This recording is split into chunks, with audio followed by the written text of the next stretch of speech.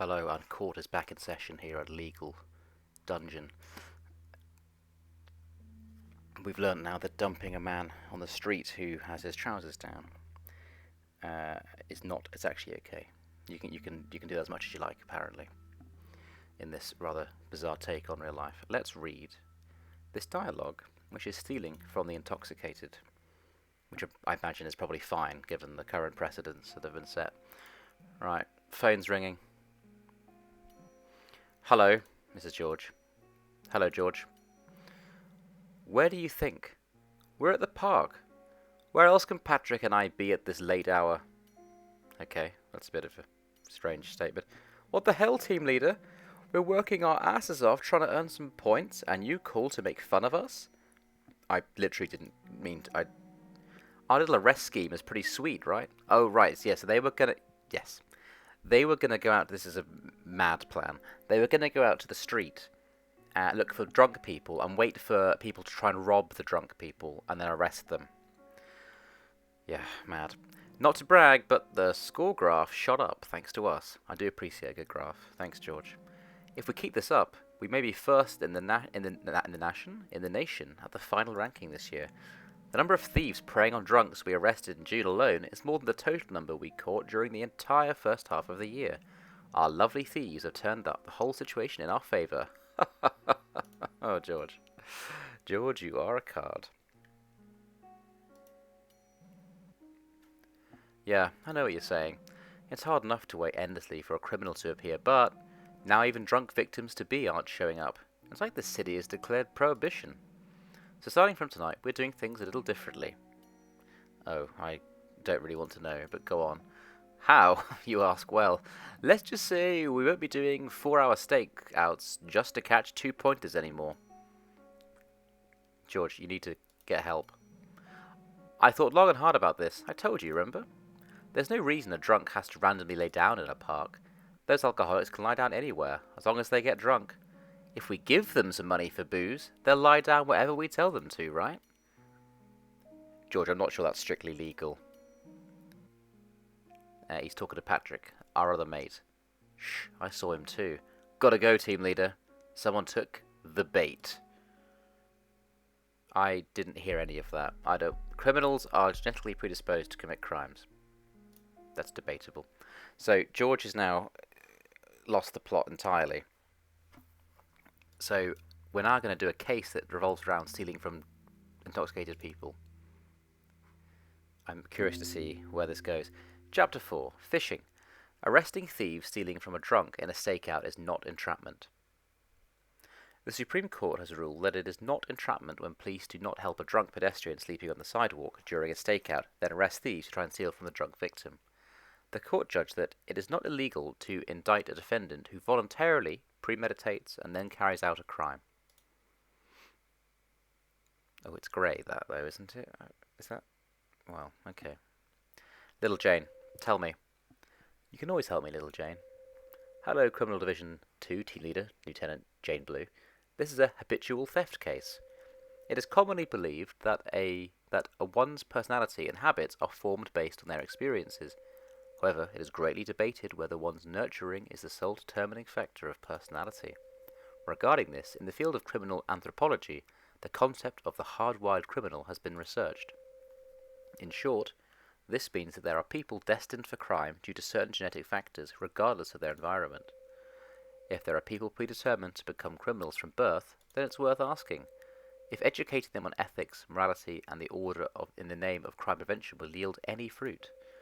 For, if given an opportunity, by chance or design, these people will commit crimes, due to their nature. How interesting. Right, so just a little reminder, our performance level C. So performance level is how many people you sort of indict, which makes you popular with all the guys at the station. Legal execution level, which is for us very good, is actually a measure of how accurate your findings are. So that's the one I care about more, but the office care more about the top one. So it's a bit up. It's sort of cross purposes. Anyway, let's read. So this is an entrapment case. The above suspect has been arrested as a flagrant offender according to the criminal procedure code in a theft case. So the site of the arrest is near some park. Patrick Moon, Big Pat, has arrested the dude. So on the 3rd of July at 10 o'clock, at the flower bed in Magpie Park, Greentown, the suspect approached the victim, Bob Lambert, who was intoxicated, then while pretending to help the victim get up, put his hand into the victim's pocket and took the victim's wallet. Thus, the suspect stole the victim's property. At a location with frequent thefts, we witnessed the suspect steal the victim's property while on patrol, chase the fleeing suspect and arrested him on site for theft. Thanks, Pat. So this is a report. So as the frequency of the recent theft cases within our jurisdiction increases, Corporal Patrick Moon and Sergeant George Vetter began patrol duty by the Greentown area starting at 6 o'clock on July 3rd in order to prevent crime. At 10 o'clock, while we passed by Magpie Park, we noticed some suspicious activity and investigated. By chance, we witnessed the suspect's crime. By chance. At the time of the discovery, the victim was lying on the grass, severely intoxicated, and as the suspect approached and shook the victim, but the victim did not regain consciousness, the suspect took him to the flower bed and sat him down. Then he stole property from the victim's pocket. So we arrested the suspect on site as a flagrant theft offender, oh dear, and then woke the victim to confirm he and the suspect were of no relation. So this is the victim, Bob Lambert, who is unemployed. It's not the suspect. No. We carry on. The above person was questioned on the 3rd of July regarding the incident. What is your current occupation? I used to be a sailor, but now no one will hire me. What kind of damage did you receive? I heard a thief stole my wallet and some police officers helped me out. The investigator shows a photograph of the suspect to the witness. Is this the person who stole your wallet? That's what I heard. When and where was your wallet stolen?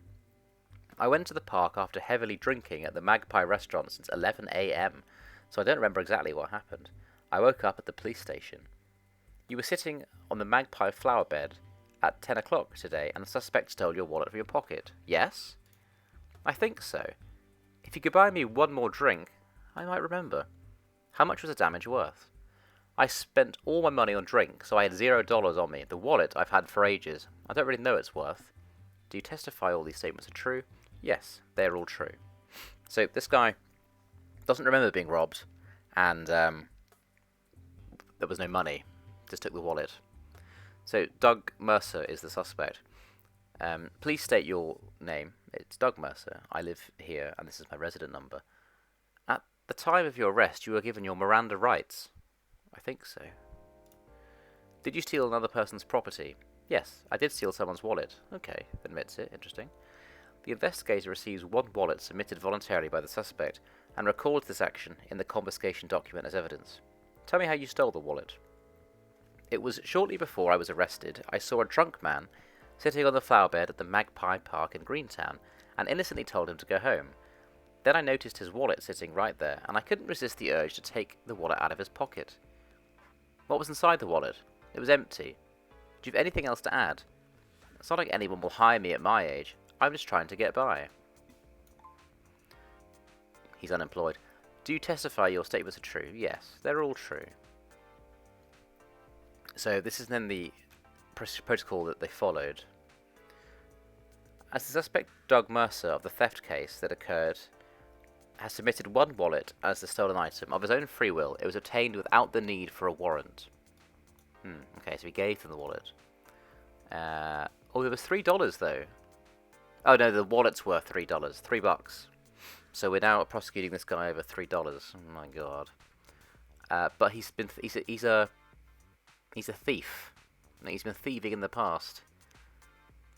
So that's the current crime. He previously stole $500 from a man also sleeping outside of a subway station.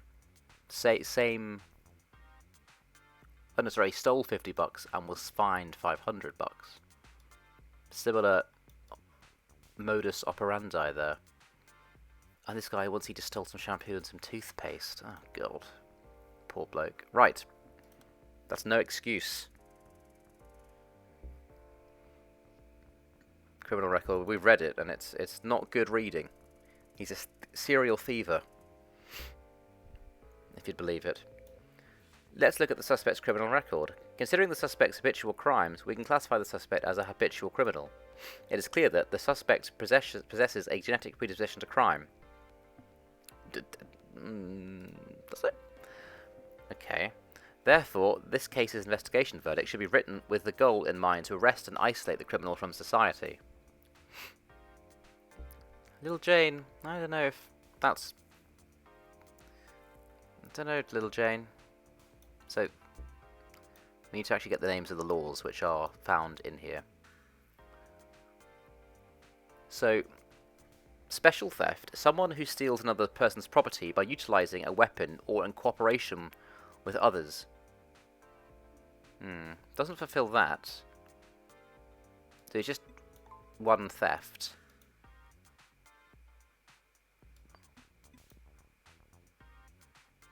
It's not special theft though, is it? He didn't use a weapon.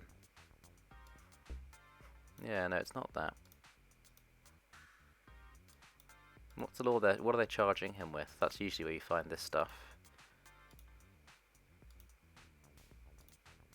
Theft.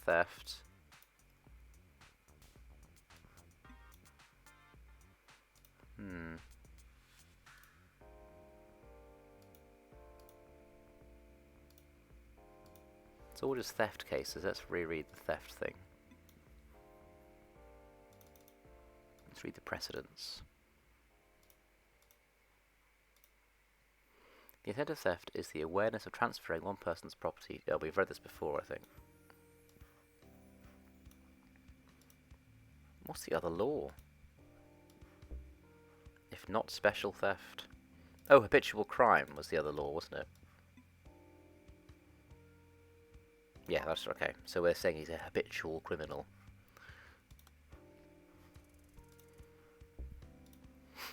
He is habitual, but I don't think he's got... I don't think it's his genetics. So, criminal record. Theft. Lots of theft. Theft plus plus. 10 o'clock. Crime scene was Magpie Park. Specifically, it was the flower bed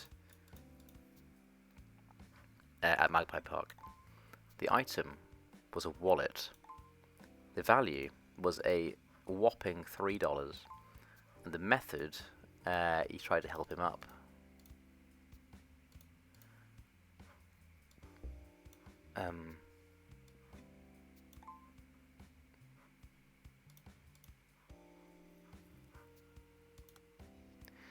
I'm realising more and more that these bits are actually quite relevant to your final dungeon bit, though, because this is all you can work with once you're in the dungeon. So, Team Leader, why were you late? Senior reporter of Green News, Juno Gelder, texted me. I'll forward you her text. Cheers, mate. Oh. A black Elanta license number. That's Criminal Division's car, right? Oh, hang on. I can't trust anyone in this country anymore. I saw everything from the start. Why were George Vetter and Patrick Moon were sitting in a car all day? Was it to watch as an old man got robbed? You know who I am, right? Come visit me. We have much to discuss. That's what she wrote. She's famous in the provincial police agency as a nut job. In her early years, she even peed on the captain's desk to show him who's boss. So, I heard she's been earning some cash scrounging for scandals in public institutions and corporations, and they're threatening to write about them. How much should we pay her? $0.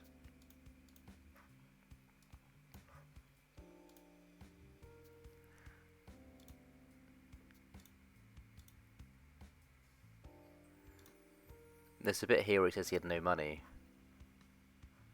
$0. We don't... I'm not kidding at all, George.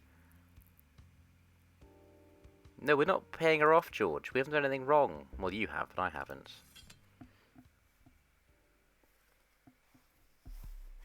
Right. Here we go. He's only got 2 health. We're gonna walk it. He's worth 4 points. Feeling victimized? No, I'm well aware I'm a thief. So you can't stop yourself. This was a habitual crime, so he'll be arrested this time. I mean, a hard-wired criminal can't be reformed in or out of prison. The suspect of this case has been apprehended on sight. A suspect arrested as a flagrant offender must be issued. An arrest warrant within 48 hours will be released. Considering the time the prosecutor needs to review the record, we only have about 30 minutes to make the arrest. Please hurry. There's a time-pressured one? Oh my god. It's just what this game needs. Time pressure. What does he admit? He admits taking it. He says he took the wallet.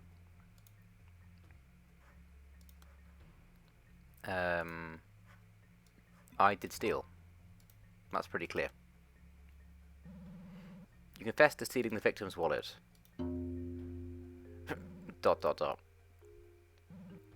I don't deny it. Good to know. Let's end this then. Oh!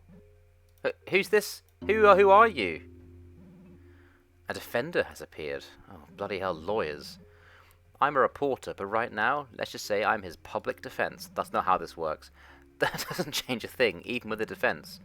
The crime was witnessed by the police, and the suspect confessed to the crime. Is there anything else? The police, in fact. You police were watching the incident the whole time. What's your point? We just happened to witness this man take money from the victim's wallet. Cut the crap. Why don't you look a little more closely at the report? What? Ah, I didn't see that. Well, sometimes mistakes do happen when they have so many cases. Looking at the content of the investigation file, there are some discrepancies regarding the criminal procedure. This doesn't deny the fact the suspect committed the crime and cannot affect the indictment. Entrapment is one of many investigation techniques. As the police have proven to have used legal methods, there's no need to deny this. So, we need to show that actually entrapment is fine.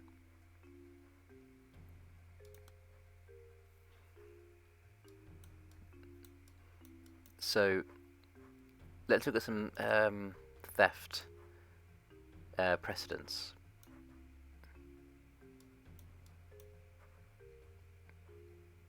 Why is it I'm struggling to do that now, just on this slight bit of time pressure?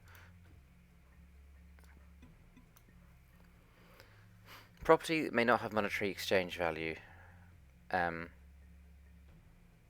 Yes, this was the old case of even though things aren't like worth much, it's still theft, which is obviously true.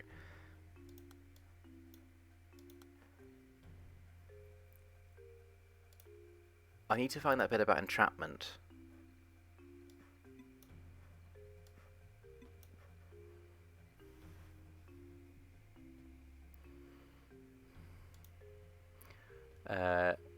When a confession is the only incriminating evidence against a defendant, it cannot be used as proof of guilt.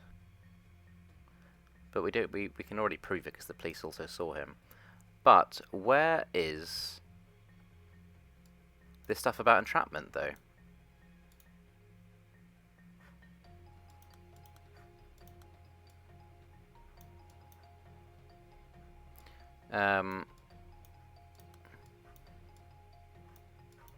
Was it in here?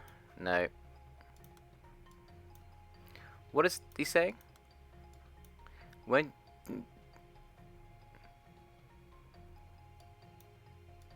Okay, well that's all noise, so I don't need to read that. So we can only strengthen from here. Fine. So actually we can't attack, so we just go for the basic option. There's the bit where they say they were waiting from... But they went there because they said there was more crime.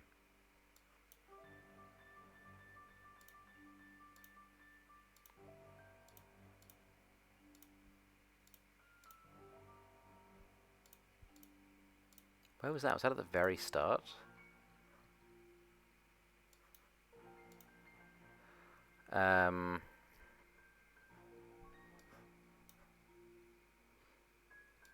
It says by chance.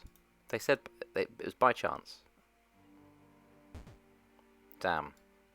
Apparently not.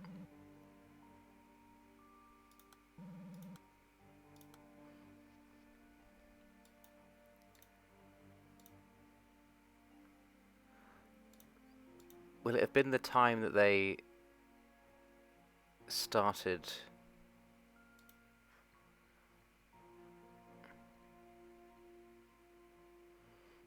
We witnessed.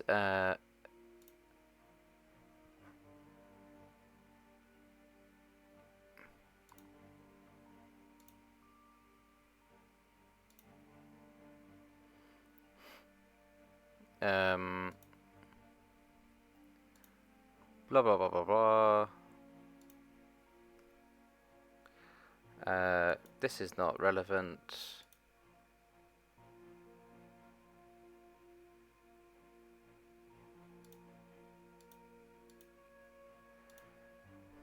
Evidence the police are watching and waiting.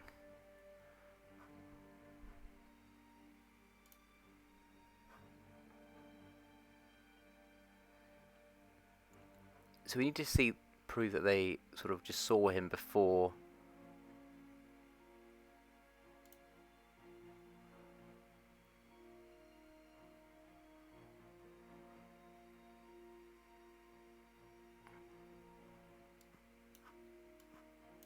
No. No.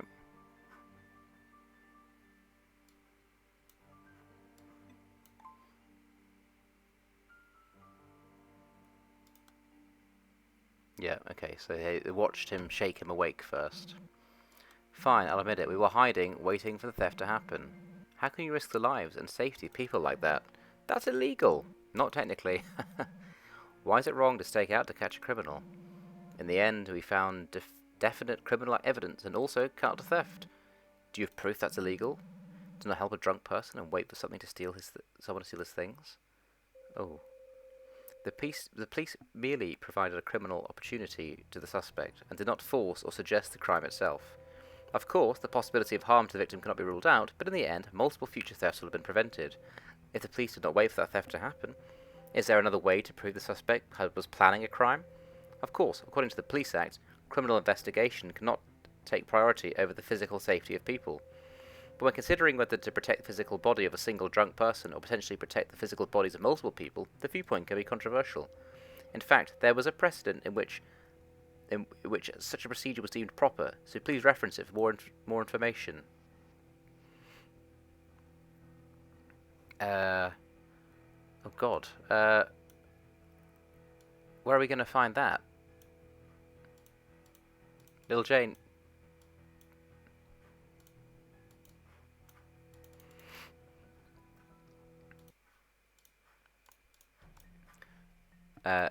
Gosh, right. 24 minutes. It's like being 24 hours in police custody. This is very exciting. Right, it must be a precedent. Maybe it's an abandonment, because it's kind of similar to those themes. A person in need of help refers to someone who cannot avoid life. Blah blah blah blah. No. The criminal law applies abandonment to only and cannot prosecute a person based on perceived social responsibility.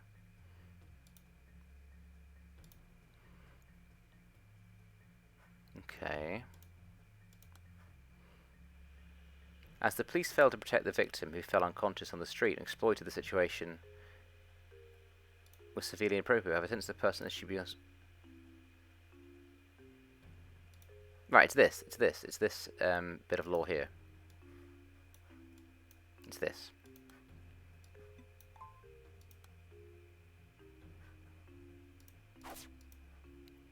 Shot through the heart, and you're too late.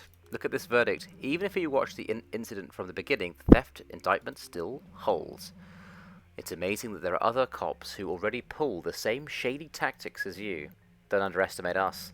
The criminal has already confessed to the crime, and since the crime has already been proven, what else you got? Is that so?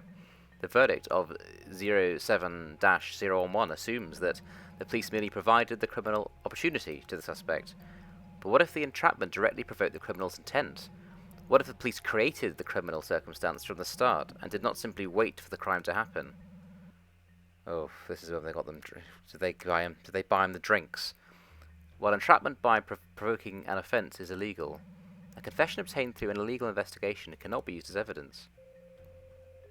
There is a legal metaphor called the fruit of a poisonous tree. Should secondary evidence be found through illegally obtained primary evidence, that evidence loses credibility. In other words, if a lead was obtained by an illegal process or method, that lead cannot be used as evidence in court. And even legally obtained evidence stemming from the illegally obtained lead must also be thrown out. Of course, it's difficult to always implement this legal logic to the actual execution of law.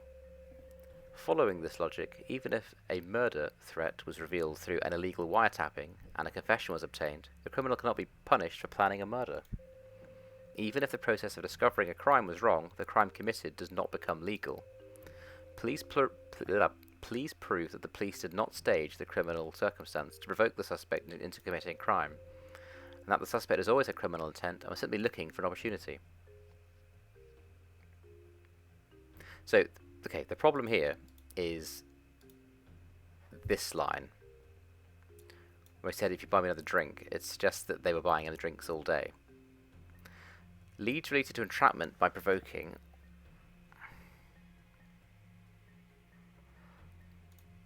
What is his previous? He's done it before. He's done it before. He's seen someone sleeping before and has robbed them. It's the same thing.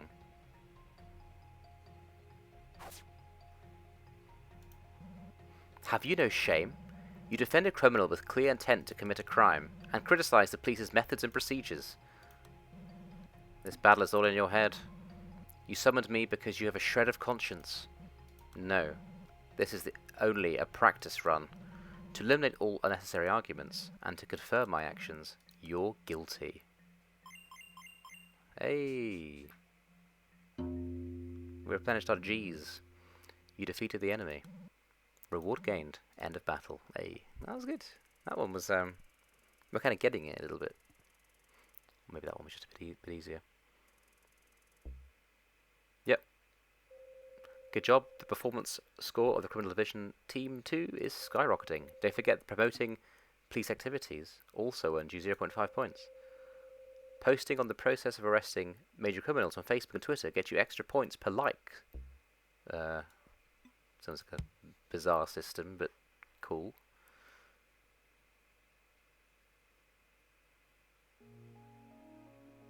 Ooh. Right, here we are. The phone's ringing. Oh, it's Jack Bright. He's the big boss. He's the chairman. Hello. Hello, Jack Bright. You don't need to apologise, Team Leader Blue. I indebted to you, remember? Because of my stupid son. We helped him out with a little legal business a while back. Don't worry about it. I see. Well, that's true. The important part, following the law. It'd be weird for me to thank you for following the law. Yeah, it would be a bit odd. Don't apologise so much. We don't have to talk about that anymore. I'll be playing golf with the senior reporter from Green News, along with the provincial commissioner, so don't worry, he's going to smooth out the whole thing. Anyway, Blue, you said you have team members waiting for promotions, right? I mentioned that to the provincial commissioner. You really haven't thought about being promoted? I've thought about it. Hey, it doesn't matter you've just started working here. If they can't promote you normally, there's always a special promotion.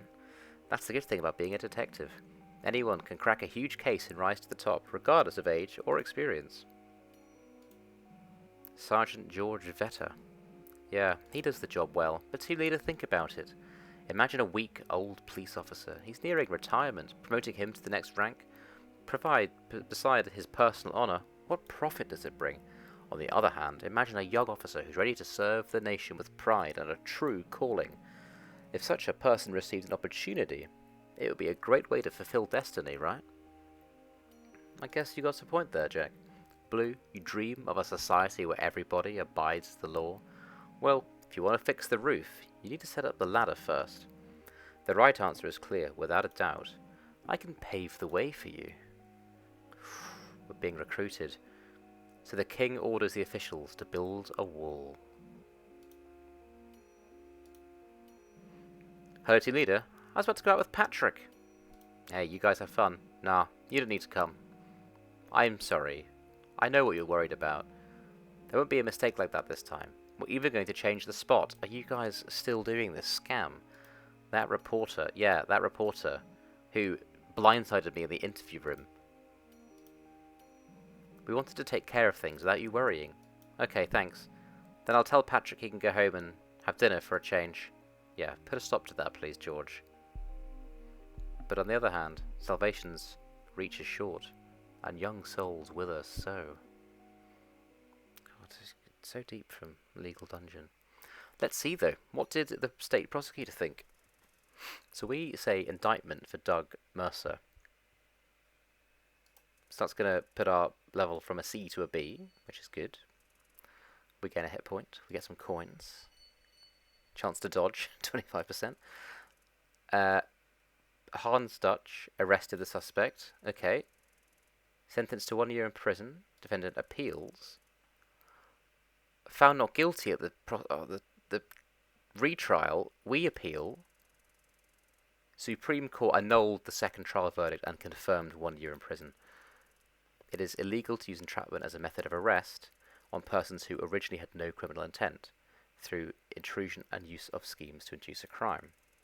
However, in a case where the investigation agency merely watched the defendant commit a crime and did not utilize schemes, even if this provided criminal opportunity and the defendant used that opportunity to commit a crime, this does not constitute illegal entrapment. Therefore, the defendant is guilty. Hey, it's a clean sweep.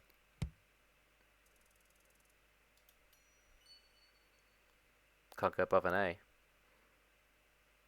Well, that was a successful episode.